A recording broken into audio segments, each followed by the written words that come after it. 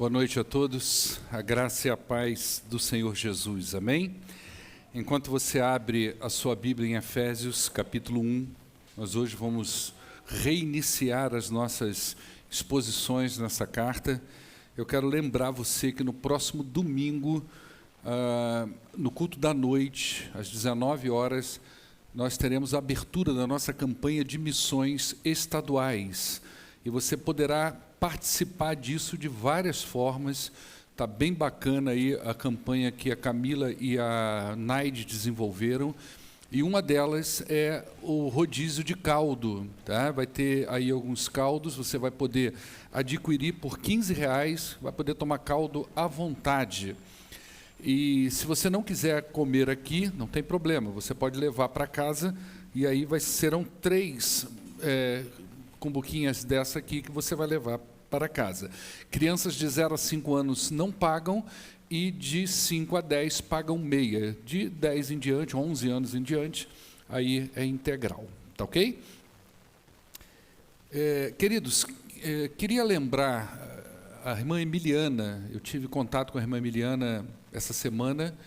A irmã Emiliana antes tinha tomado um tombo, ela estava impossibilitada de vir à igreja. E agora ela está com um probleminha na perna também. Tá? Eu acho que não tem a ver com tombo, né? São outras complicações.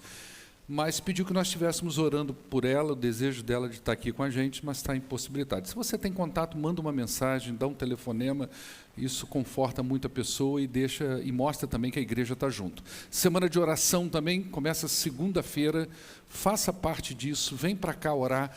Nós temos muitos desafios, nós temos muitas coisas pelas quais nós devemos orar ao nosso Deus. Quero lembrar aqui, não está presente, o Renato e a Rosilda estão passando uma dificuldade muito grande com um sobrinho. Eu tive com eles hoje de 1h da tarde até 3 horas em Congonhal, numa luta, numa batalha espiritual por esse rapaz. E é muito importante que a igreja esteja envolvida nisso, que a igreja esteja orando também. Então vem para cá durante a semana, sustenta os outros irmãos em oração. Tem muitos crentes na nossa igreja que necessitam da sua oração pela vida deles, ok? Você abriu aí em Efésios? Eu ainda não. Capítulo 1.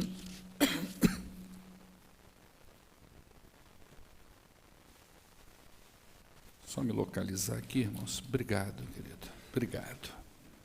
Deus te abençoe, viu, irmão?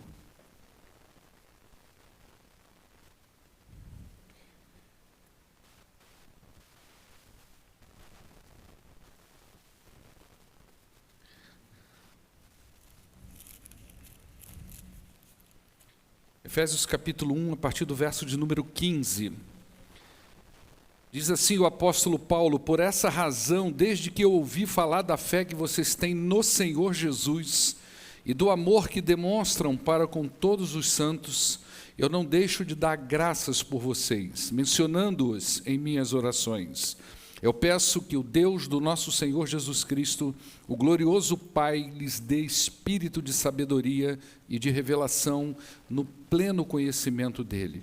Oro também para que os olhos do coração de vocês sejam iluminados, a fim de que vocês conheçam a esperança para a qual ele os chamou, as riquezas da gloriosa herança dele nos santos e a incomparável grandeza do seu poder para conosco, os que cremos, conforme a atuação da sua poderosa força. Esse poder ele exerceu em Cristo, ressuscitando-o dos mortos e fazendo-o assentar-se à direita nas regiões celestiais, muito acima de todo governo e autoridade, poder e domínio e de todo nome que se possa mencionar, não apenas nesta era, mas também na que há de vir. Deus colocou todas as coisas debaixo dos seus pés e o designou cabeça de todas as coisas para a igreja, que é o seu corpo, a plenitude daquele que enche todas as coisas em toda e qualquer circunstâncias. Vamos orar ao nosso Deus? Pai, nós queremos agradecer ao Senhor esse privilégio da gente estar aqui reunidos como igreja do Senhor e podermos adorar o Teu nome. Nos dê, ó Deus, entendimento da Tua palavra. Ilumina, ó Deus, a nossa mente, o nosso coração, para a gente entender e podermos extrair daqui aquilo que são os nutrientes essenciais para o nosso crescimento cristão. Em nome de Jesus é que oramos. Amém. Está dando aquela reverberaçãozinha, tá? Depois você dá uma olhada nisso aí.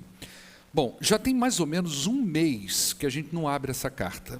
Não é? Nós começamos a fazer a exposição dela, mas nós entramos aí nos 50 anos da igreja, tivemos outras questões e nós fechamos essa carta por um tempo.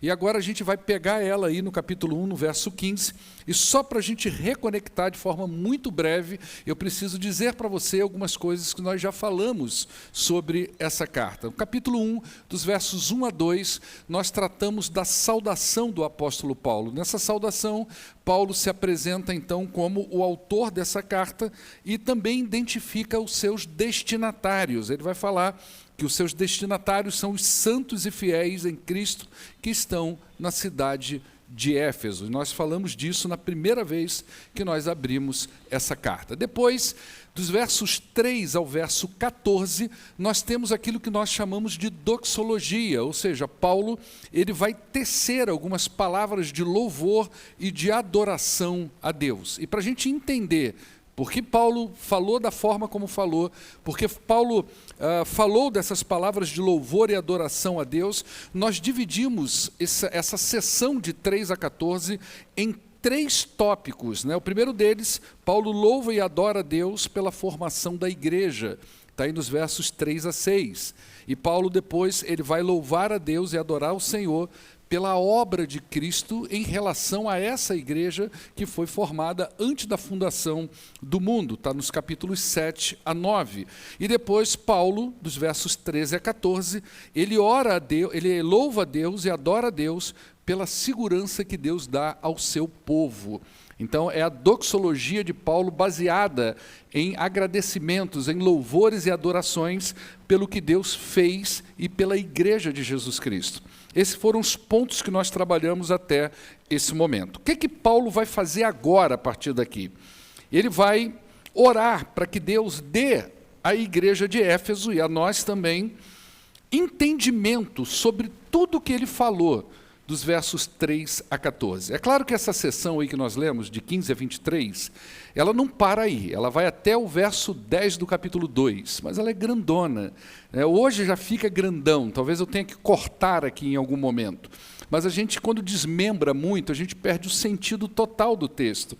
Então, o que ele vai fazer agora, nesses versos que nós vamos trabalhar hoje, é que ele vai orar para que Deus dê à igreja entendimento sobre o que ele falou, sobre a formação da igreja, sobre a obra de Cristo, sobre a segurança do povo de Deus. Então, primeiro ele louva e bendiz a Deus pelas bênçãos espirituais e depois ele ora para que Deus abra os olhos do crente para que ele entenda essas bênçãos espirituais. O que nós estamos vendo aqui Paulo nos ensinar é que louvor e oração são 2 elementos fundamentais para a vida da igreja. A igreja precisa aprender a louvar, ela precisa aprender a adorar pela coisa certa, e ela precisa orar a Deus para que Deus abra o seu conhecimento e o seu entendimento a respeito das coisas que Deus tem feito, já fez e tem feito também pela sua igreja. Então, oração e adoração, na visão de Paulo, andam juntas. Tem gente que adora a Deus pelas bênçãos espirituais. Ele tem firme confiança que Deus concedeu a ele bênçãos espirituais. Mas ele não ora para que Deus abra sua mente, o seu coração, para que ele entenda a plenitude dessas bênçãos. Para que ele entenda de fato o que significa isso para a vida dele. Nós temos outros que não abriram os olhos para aquilo que eles possuem em Cristo Jesus. Então eles vivem sempre pedindo a Deus que lhe concedam novas bênçãos todos os dias.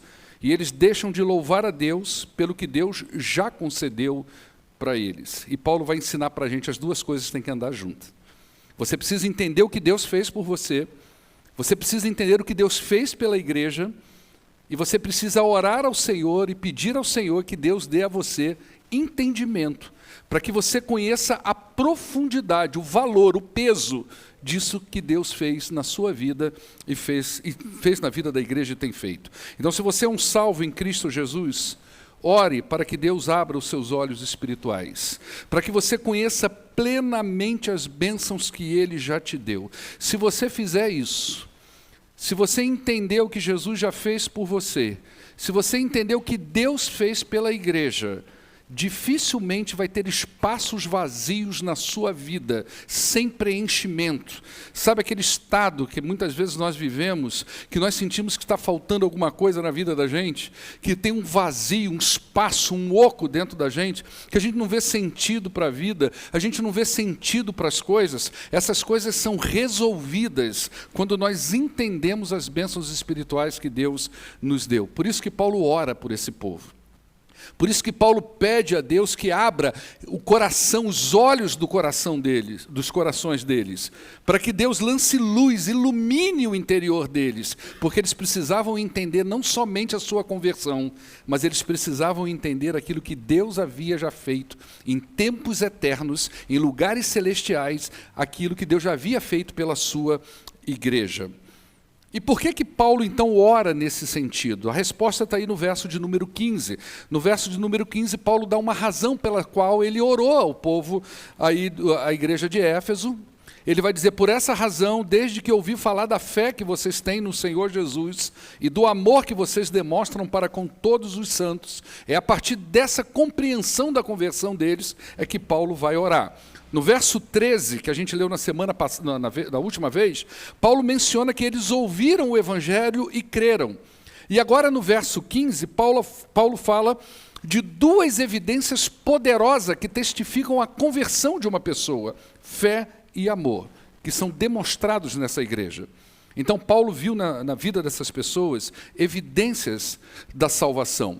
O Evangelho havia entrado no coração deles, havia penetrado na vida deles.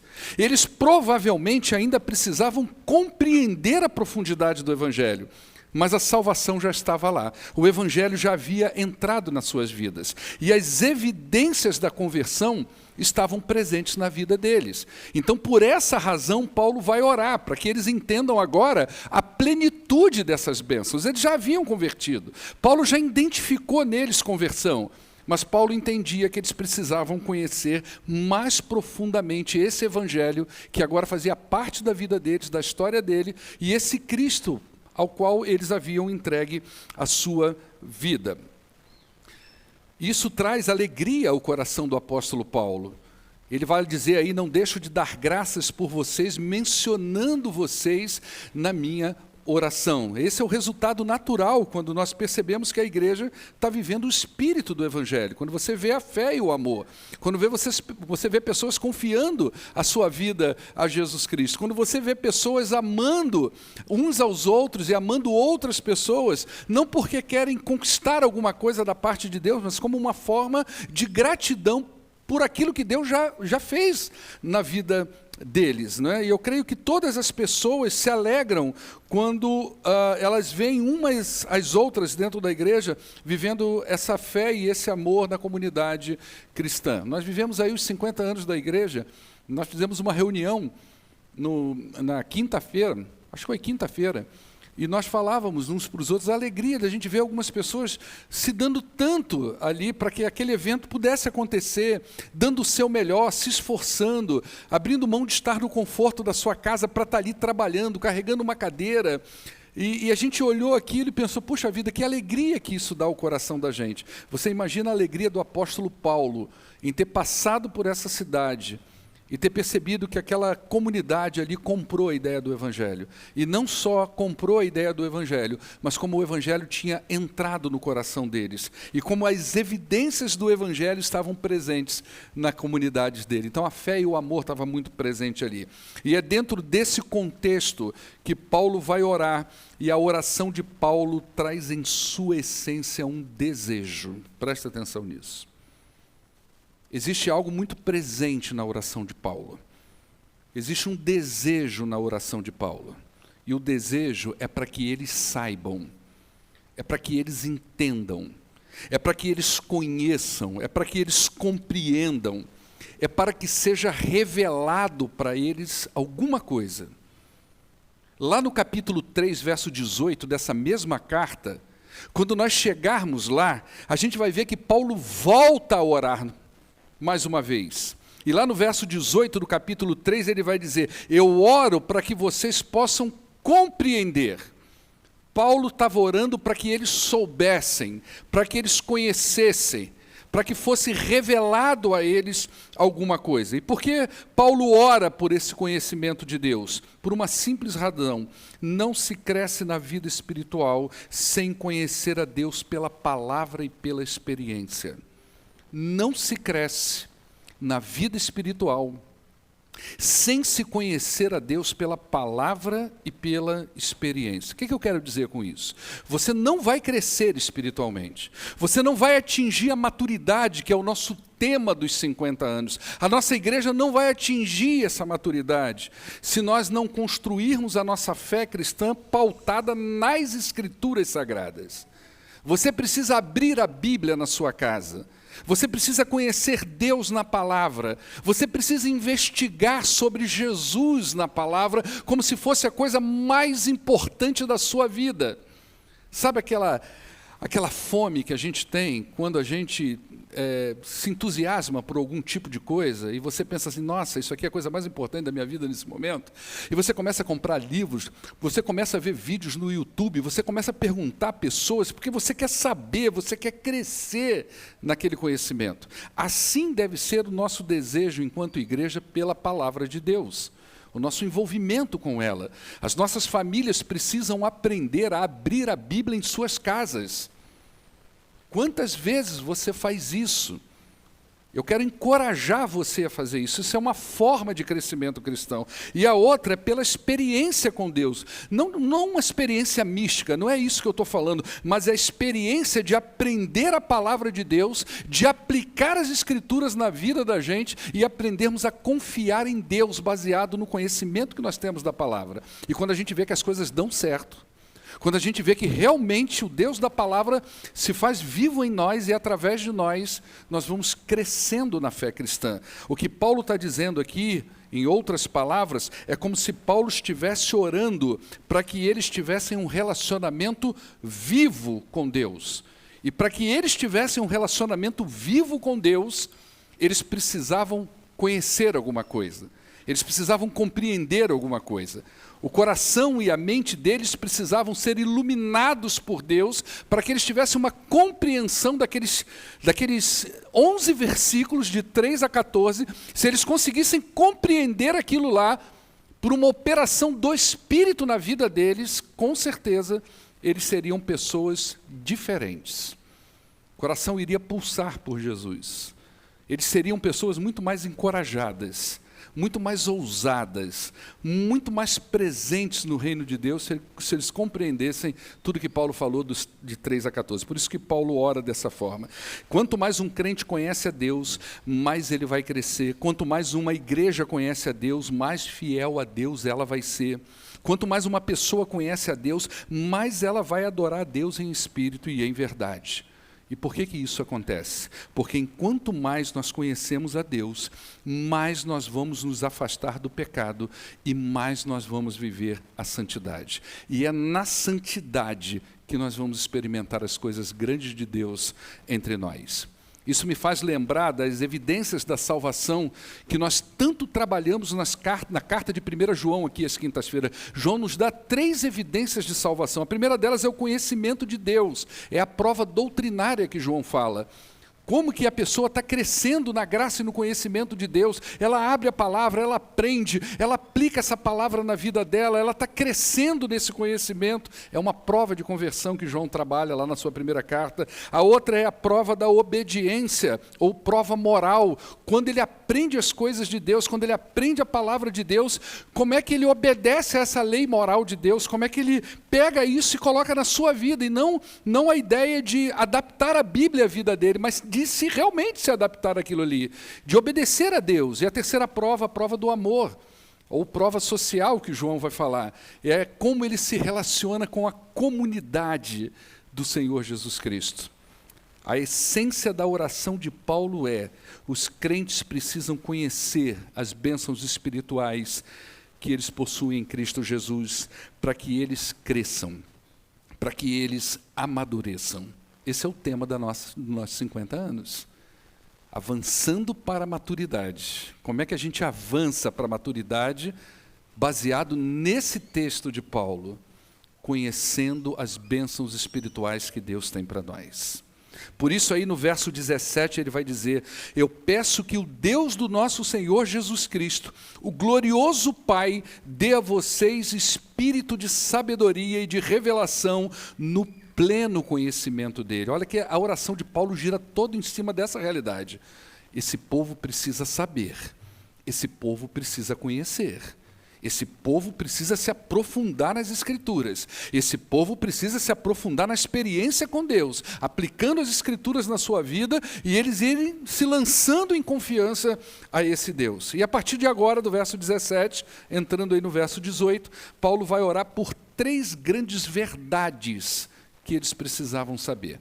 Haviam 3 pontos fundamentais que, se eles tivessem compreensão disso, a vida deles com Deus seria diferente. O primeiro deles está aí no verso 18. Ele vai dizer assim: oro também para que os olhos do coração de vocês sejam iluminados. Para quê? A fim de que vocês conheçam a esperança para a qual ele os chamou. Essa é a primeira coisa que Paulo ora. Paulo ora para que os crentes de Éfeso sejam iluminados no conhecimento. Essa ideia de olhos do coração é como se ele estivesse falando assim: gente, eu queria muito que o Espírito de Deus penetrasse no coração das pessoas da igreja e tudo que se refere a esse mundo interior dele fosse iluminado, a ponto dele entender por que ele foi chamado por Deus. O quanto ele foi chamado para essa esperança em Deus. Então é o mesmo que dizer que todo o meu interior precisa ser iluminado, tocado pelo Espírito Santo de Deus, para que eu entenda essas verdades espirituais. E a primeira dela diz do meu chamado à esperança. Nós fomos chamados em Cristo para muita coisa. A gente foi chamado para paz, nós fomos chamados para a liberdade, nós fomos chamados para a santidade, nós fomos chamados para o amor, nós fomos chamados para a salvação, nós fomos chamados para fazermos parte da família do Cordeiro, da família de Deus. Todas essas coisas são boas e para todas essas coisas nós fomos chamados em Cristo Jesus. Mas não foi só para isso. Quando Paulo foi chamado, por exemplo, por Cristo no caminho de Damasco, lá em Atos capítulo 9, verso 16, foi acrescentado algo mais no chamado dele. Então ele diz assim, no verso 16 de Atos capítulo 9, eu mostrarei a ele o quanto ele deve sofrer pelo meu nome. Você já imaginou você recebendo um chamado desse? Ninguém se imagina nesse chamado. Deixa na tela para nós aí. Ninguém se imagina nesse chamado de Paulo, é verdade ou não é? Todo mundo acha que foi chamado para a praia. Todo mundo acha que foi chamado para um monte de coisa boa, para receber vitórias e vitórias, para um mundo material bem-sucedido. Todo mundo acha que foi chamado só para isso, não é? E aí no chamado de Paulo ele acrescenta assim, eu vou mostrar a ele o quanto ele deve sofrer pelo meu nome. Não é? Ao escrever aos Filipenses, lá no capítulo 1, verso 29, olha o que Paulo diz para a igreja, e uma igreja que ele amava, tá? Ele diz assim, pois a vocês, Filipenses capítulo 1, 29, pois a vocês foi dado o privilégio de não apenas crer em Cristo, mas também de sofrer por Ele. Já pensou nisso também?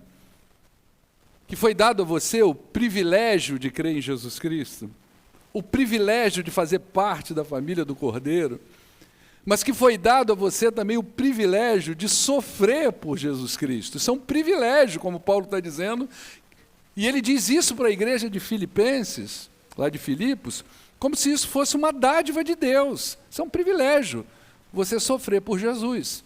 E eu vou dizer uma coisa para você, é melhor sofrer por Cristo do que por nossas escolhas erradas. É melhor sofrer por Cristo do que pelas nossas decisões incorretas. ou pelas coisas que nós vivemos na vida, que nós mesmos criamos esse caminho de sofrimento. Então é muito melhor você sofrer por Cristo. O chamado à esperança diz dessa vida nova que traz consigo o prazer da gente servir a Deus, amar uns aos outros, desfrutarmos das bênçãos celestiais, mas que também traz desconforto e luta. E diante disso, nós devemos então olhar para além do mundo que nós vemos, para além do nosso sofrimento e vivermos na esperança de uma glória futura. Foi essa esperança que Paulo nutriu no seu ministério. Ele passou por cada coisa incrível. Se você ler 2 Coríntios capítulo 4, a gente não vai ler isso aqui agora, mas você vai ver a narrativa que Paulo faz ali das coisas que ele viveu. E o que mantém esse homem tão vivo diante de Deus? O que mantém esse homem tão forte, tão poderoso, tão cheio de palavras espirituais? O chamado à esperança. Paulo conseguia olhar por cima das nuvens e ver que lá havia algo maravilhoso para a vida dele. E foi essa esperança que ele nutriu no seu ministério que nós devemos nutrir hoje. Os crentes não estão isentos dos males humanos. Todos nós podemos padecer por alguma coisa. Todos nós. Nós continuamos vivos, e enquanto vivos, nós estamos afetados pelas consequências do pecado. O crente, ele não é mais afetado pelo mal judicial do pecado. A morte que o pecado traz não reina mais sobre ele. Mas os males, sim, isso vem. A gente fica doente, a gente sofre dificuldades, a gente vive problemas financeiros. O crente muitas vezes está abatido, duvida da sua própria fé. Ele está com tristeza no coração, ele está com amargura no coração por alguma coisa relativo diretamente à sua vida, às vezes não, às vezes é um parente próximo, um amigo, uma pessoa que ele ama. Todos nós somos afetados por isso, entretanto, em Cristo, nós fomos chamados a ter esperança nessa glória futura. Nossos olhos devem estar acima dessas tempestades da vida. É a plena confiança que Jesus está no barco, e nós estamos em Jesus. Você entende isso? Jesus está no barco e nós estamos em Jesus. É isso que Paulo está orando, para que eles compreendam que eles foram chamados para uma viva esperança que transpõe todos os problemas que eles viviam naquela época. Isso era encorajador para eles e é encorajador para nós. Os crentes precisam abrir os olhos para essa verdade. Muitos crentes vivem de orações de livramento. Irmãos, presta atenção numa coisa.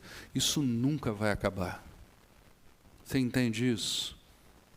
A gente pode orar para Deus nos livrar de um leão hoje, mas amanhã nós vamos orar por um urso. E depois desse urso por um tigre. E isso nunca vai acabar. Somente na glória o sofrimento terá fim. E a gente precisa viver o chamado à esperança.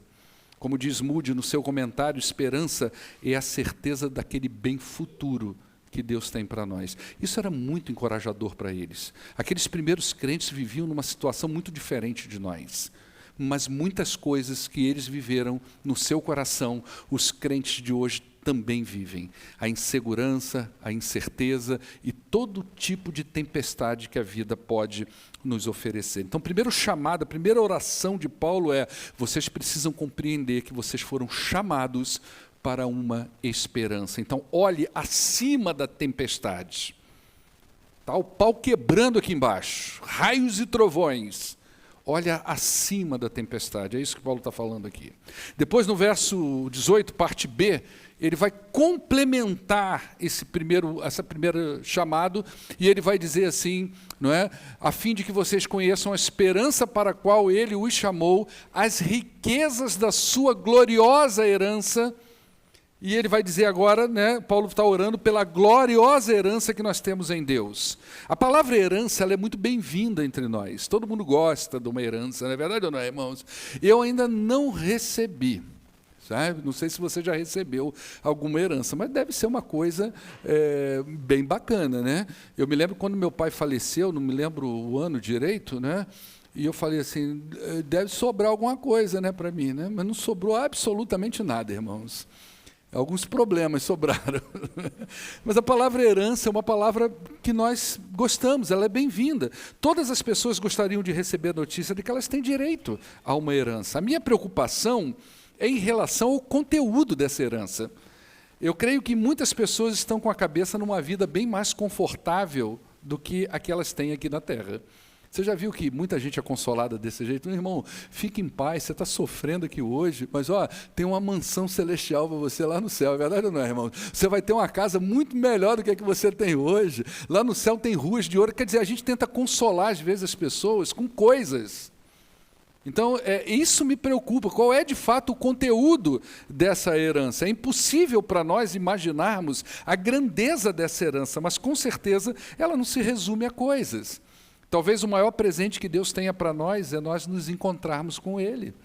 Esse é o maior presente, talvez seja isso. Talvez essa herança tenha a ver com a grandeza do povo de Deus se reunindo. Isso também vai ser um espetáculo. Aquela igreja que ele fala aqui, que ele louva a Deus, não era essa reunião desse povo que foi estabelecido em Cristo antes da fundação do mundo, em regiões celestiais. Um dia esse povo vai se encontrar. E essa reunião vai ser uma reunião gloriosa, e talvez ele esteja falando disso, que a herança vai ser a gente participar desse lugar maravilhoso. Talvez tenha a ver com o nosso caráter sendo renovado, e nós nos tornando semelhantes a Ele, coisa que nós nem sabemos o efeito disso na vida da gente. Você imagina que essa transformação de caráter, de identidade, de vida, e nós vamos nos tornando uma pessoa que nós não somos.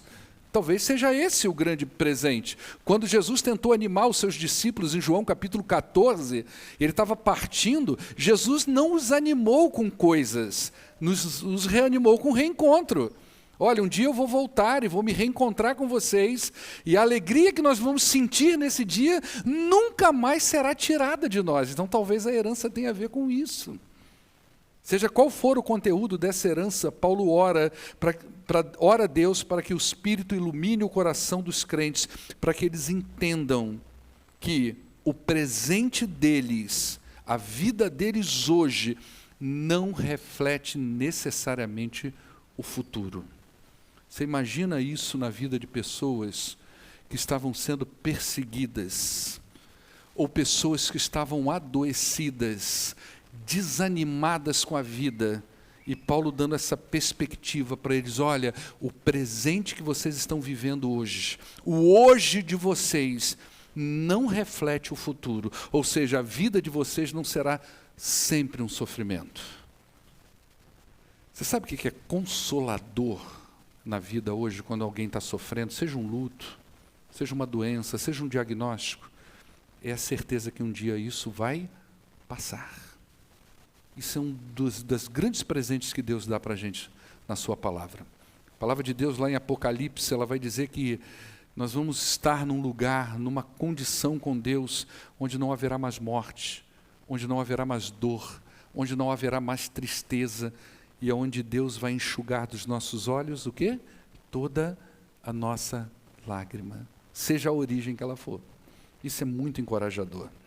Então, talvez ali muitos daqueles crentes estivessem passando por inúmeras dificuldades depois que eles aceitaram a Cristo. Talvez outros, como Paulo, estavam sendo perseguidos por serem evangelistas. Seja qual for o caso, Paulo os encoraja dizendo: existe uma bênção maior do que tudo isso reservada para os crentes. Esse é um dos grandes privilégios que nós temos de pertencer ao povo de Deus. A carta aos Efésios é uma carta eclesiológica, ela é para encorajamento da igreja, é para que os crentes percebam a herança que eles têm e possam levantar as suas cabeças, reanimar os seus corações e servir ao Senhor com toda a ousadia, com o coração cheio de alegria, porque eles conseguem olhar além das tempestades que eles estão vivendo, quando eles compreendem o que Deus fez por eles. Terceiro e último ponto da oração de Paulo está aí no verso 19. Ele ora, deixa eu só beber uma aguinha aqui, irmãos. Ele ora para que aqueles crentes, e nós também, possamos entender a grandeza do poder de Deus. Olha o que ele diz. E a incomparável grandeza do seu poder para conosco, os que cremos, conforme a atuação da sua poderosa força. O que é isso que ele está dizendo aqui para nós, né? Os primeiros 2 pontos da oração de Paulo dizem do seguinte. O primeiro tem a ver com o início da vida cristã, quando nós somos chamados para alguma coisa. E o segundo ponto tem a ver com o final, vamos dizer assim, não é? O futuro, a esperança para a qual nós fomos chamados, e essa esperança um dia vai se concretizar em Cristo Jesus. Essa certeza precisa estar no meu coração e no seu coração. Ele nos chamou para uma esperança viva, poderosa, e essa esperança um dia vai se concretizar, ela vai tomar forma, não é? Agora Paulo ora para que os crentes compreendam o poder de Deus que atua no meio disso, nesse interim, esse poder que chama para essa viva esperança, esse poder que sustenta em Cristo Jesus e esse poder que vai tornar real essa esperança quando ela for concretizada na glória, não é? E é isso que eles precisavam entender. E Paulo ora para que o Espírito abra a mente deles, para que eles entendam esse glorioso poder de Deus aí, esse poder incomparável, né? E aí, para tanto, ele fala de 3 eventos envolvendo a pessoa de Cristo, aonde esse poder foi manifestado. Então, qual que é a ideia de Paulo? Olha, nós temos que olhar para Jesus Cristo a partir desse texto e ver três momentos, 3 eventos em que Deus exerceu essa força poderosa na pessoa de Jesus Cristo. E já antecipando, como se estivesse dizendo para a gente, esse mesmo poder aí é o mesmo ajustado, é o mesmo direcionado para os crentes. O primeiro deles está aí no verso 20, parte A. Ele usou quando ele ressuscitou Jesus Cristo. Esse poder ele exerceu, disse Paulo, em Cristo, ressuscitando-os dos mortos, não é? E a primeira coisa que a gente tem que lembrar aqui é do poder da morte. Ela é a nossa principal inimiga. Todas as pessoas no mundo passarão pela morte.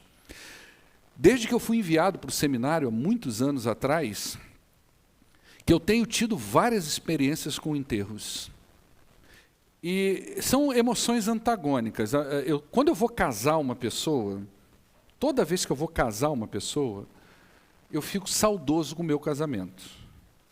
E aí eu saio abraçando a minha esposa e lembrando, ela falou, meu Deus, mas toda vez, se você casar um por dia, né? E toda vez que eu vou enterrar uma pessoa, eu lembro que um dia eu vou estar na mesma posição. Todas elas, quando eu olho para o caixão, eu tenho a certeza de que um dia eu estarei nas mesmas condições que aquela pessoa que ali está.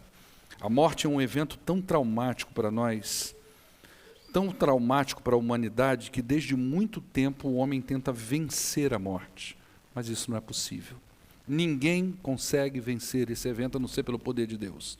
Depois que morremos, o nosso corpo passa por um processo de deterioração, de desintegração, como que mostrando para nós que nada mais pode ser feito.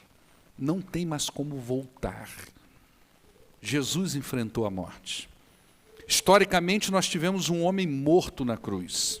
E não somente morto, mas 3 dias sepultado. Quando Paulo diz que o poder de Deus atuou sobre ele, Paulo está dizendo que a ressurreição de Jesus foi uma das grandes demonstrações poderosas de Deus ao mundo. Ele parou o processo de decomposição. Ele trouxe Jesus à vida novamente. Então Paulo está dizendo, olhem para isso que aconteceu. As aparições de Jesus comprovam esse poder, foram evidências desse poder. Você já imaginou quantas pessoas viram Jesus ressurreto? Aí você pensa assim, não, Maria viu, Pedro viu os 12, depois ele entrou. Olha 1 Coríntios capítulo 15, versos de 3 a 8. Você vai ter uma noção de quantas pessoas puderam ver esse evento histórico de Jesus ressurreto. Olha o que é que diz aí em 1 Coríntios 15, vou precisar daí, tá? Que aí, isso eu não tenho aqui, só se eu for para a Bíblia aqui mesmo. Está aí. A partir do verso 3 até o 8. Pois o que primeiramente lhes transmiti foi o que recebi, que Cristo morreu pelos nossos pecados, segundo as Escrituras. Foi sepultado, ressuscitou no terceiro dia, segundo as Escrituras. E apareceu a Pedro, e depois aos 12. Então já tem aí 12, né? Pedro estava entre os 12. Depois disso, ele apareceu a quantas pessoas? Há mais de 500 irmãos de uma só vez, a maioria dos quais ainda vive, embora alguns já tenham morrido. Você tem noção de quantas pessoas viram Jesus ressurreto? Quantos conheciam esse texto aí? Levanta a mão para eu saber. Olha aí, ó. Nós fizemos exposição de 1 Coríntios aqui, né? Mais de 500 pessoas viram Jesus ressurreto, demonstração do poder de Deus. Então as aparições foram evidências. Paulo ora para que os crentes entendam que esse mesmo poder que ressuscitou Cristo é o mesmo poder que nos sustenta e garante que nós ressuscitaremos para a glória futura. É garantia isso que Paulo está orando, para que você entenda que a sua vida não termina num caixão, para que você entenda que a sua vida é para além desse sofrimento que você tem hoje, para além dessas tribulações que você tem hoje. Paulo está dizendo, olha, um dia você vai viver o poder de Deus que te chamou, Ele vai exercer isso também sobre você, Ele vai ressuscitar você.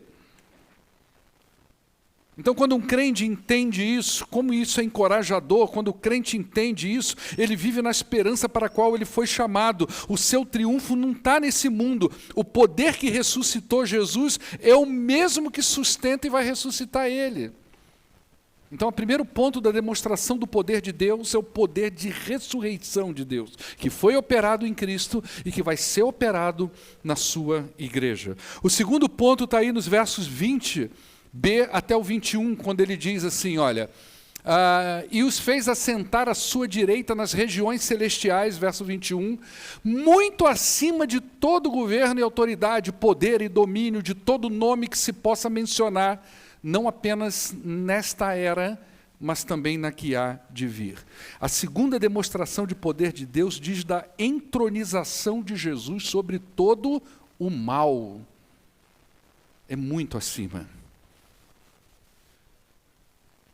Deus não somente ressuscitou Jesus, mas o colocou em posição de supremacia. Todas as autoridades, poderes existentes nesse mundo, ou nas regiões celestiais, estão debaixo da autoridade de Cristo. Hoje, os nossos olhos não contemplam isso, mas um dia nós veremos o governo do Cordeiro, nós o veremos como Ele é, e nós faremos parte disso com Ele.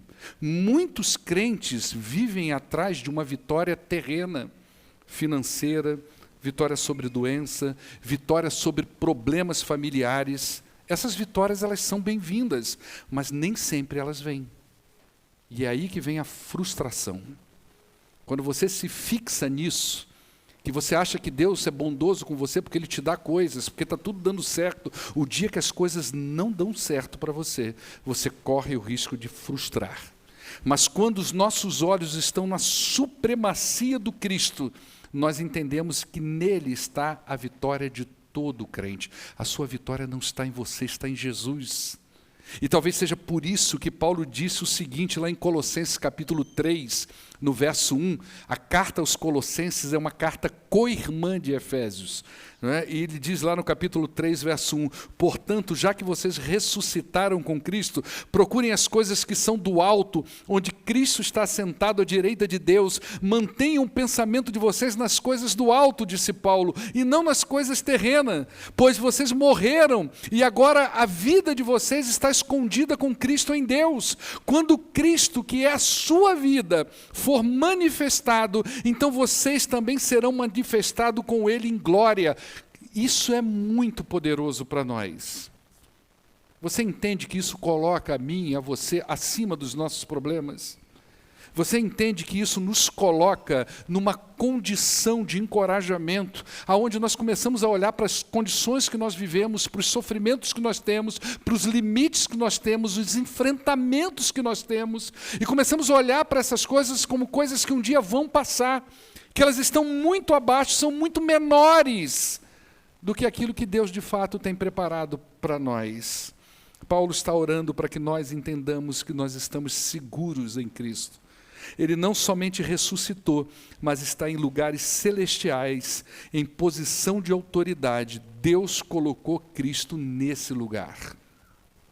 O terceiro ponto da evidência do poder de Deus está nos versos 22 a 23, né? A gente já vai caminhando aí para o final. Está aí nos versos 22 e 23, quando ele diz assim, olha, isso é poderoso demais, tá? Deus colocou todas as coisas debaixo dos seus pés e o designou cabeça de todas as coisas para a igreja. Olha a igreja entrando, verso 23, que é o seu corpo, a plenitude daquele que enche todas as coisas em toda e qualquer circunstâncias.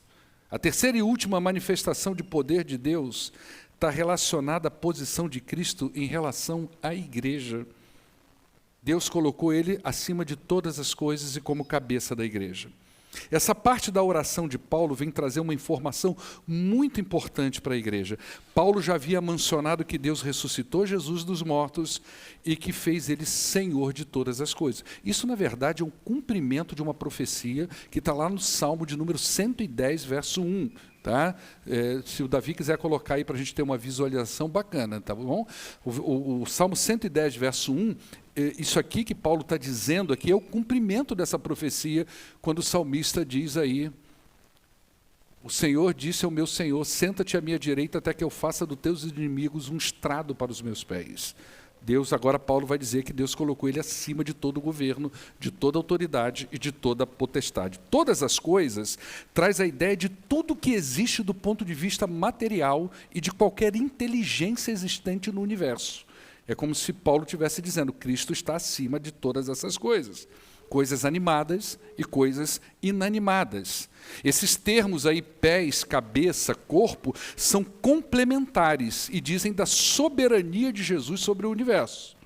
Esse Jesus, que é o cabeça de toda a existência, é o mesmo que Deus colocou como cabeça da igreja, que é o corpo dele. Presta atenção nisso para você ver como que isso, quando eles leram essa carta, o efeito disso para a vida deles. Imagina essa informação sendo recebida por um grupo de pessoas oprimidas por um império anticristão.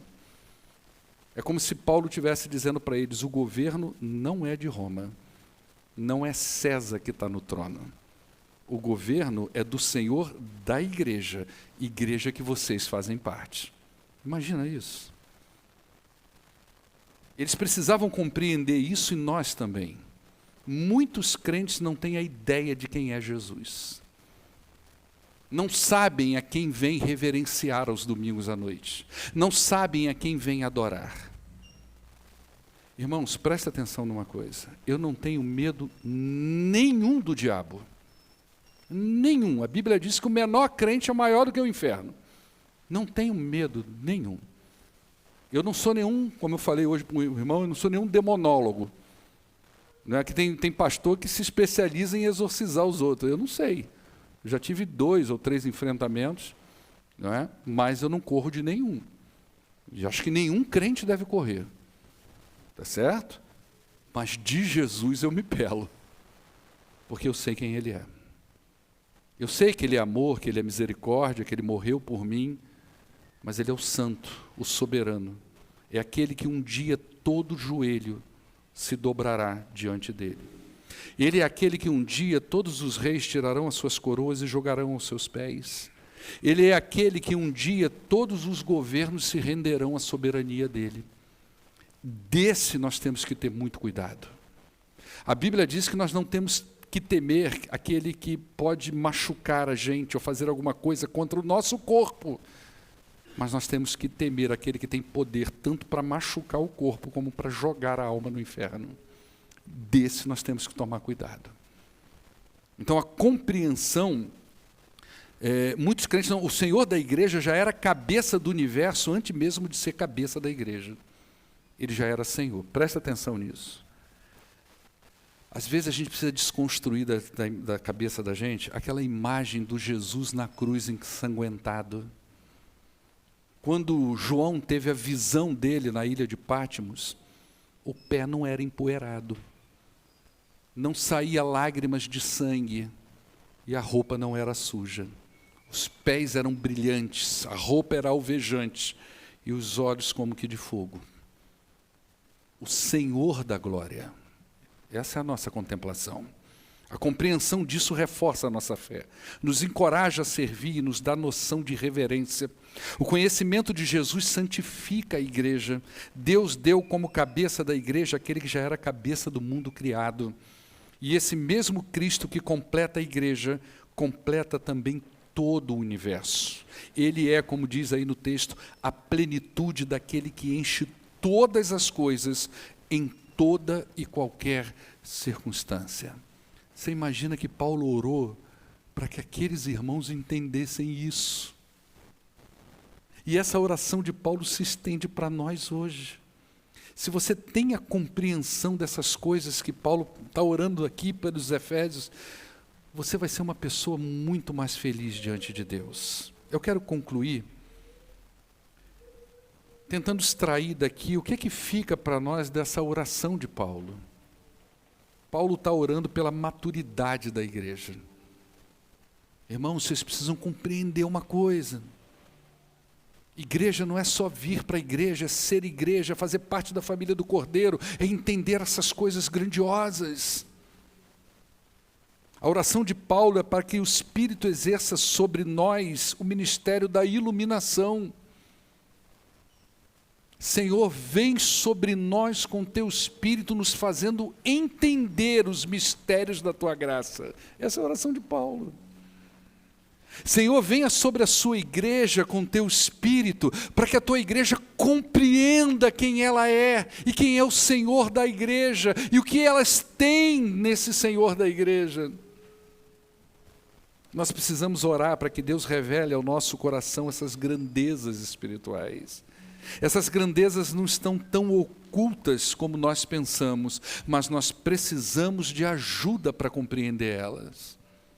Elas estão reveladas na palavra de Deus. Você lê aí, você não precisa nem de eu pregar, você pega a Bíblia e lê. Agora, entender a profundidade disso, nós precisamos de iluminação do Espírito. Quando eu li isso aqui, quando eu escrevi essa mensagem, como a minha fé mudou, como ela foi crescendo, como eu fui me sentindo encorajado, como eu fui me sentindo um privilegiado por ter sido alcançado pela graça do Senhor. A história da humanidade revela todo o poder de Deus. Nós temos fatos históricos para apoiar a nossa fé. Uma igreja madura, crentes maduros, colocam os olhos nas grandezas do poder de Deus. E tenta entender isso. Paulo diz em 1 Coríntios capítulo 15, verso 19, que se a nossa esperança em Cristo só vale para essa vida, nós somos as pessoas mais infelizes desse mundo. Olha só que coisa. Conhecimento e fé andam juntos. Paulo ora para que eles saibam. Saber e crer são dois verbos amigos na teologia. A crença madura está ligada a um conhecimento bíblico de Deus. E é isso que Paulo está pedindo por essa igreja. Amém? Que o Espírito de Deus ilumine o seu coração. Que você seja encorajado pelas Escrituras Sagradas. Para que você viva uma vida de fé verdadeira, a alegria de ser cristão.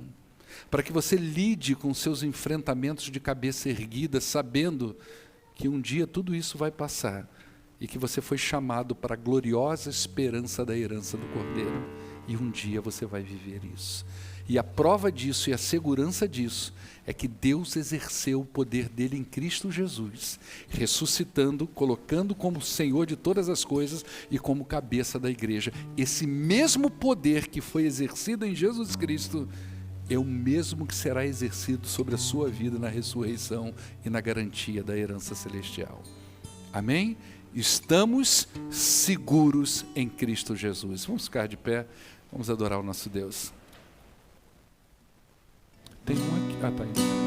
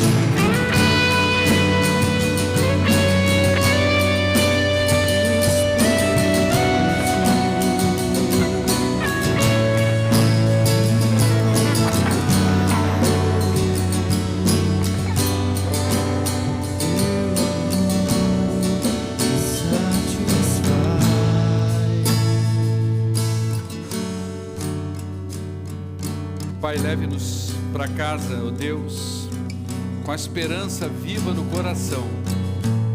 Ilumina o coração dos teus filhos, da tua igreja, ó Deus, para que possamos compreender as riquezas da tua graça. Eu agradeço ao Senhor pela noite de hoje e peço que o Senhor aplique essas palavras no coração da tua igreja. Em nome do poderoso Jesus é que oramos. Amém. Dá um toque na pessoa que está do teu lado e diz para ela: você entendeu o recado? Então levanta a tua cabeça.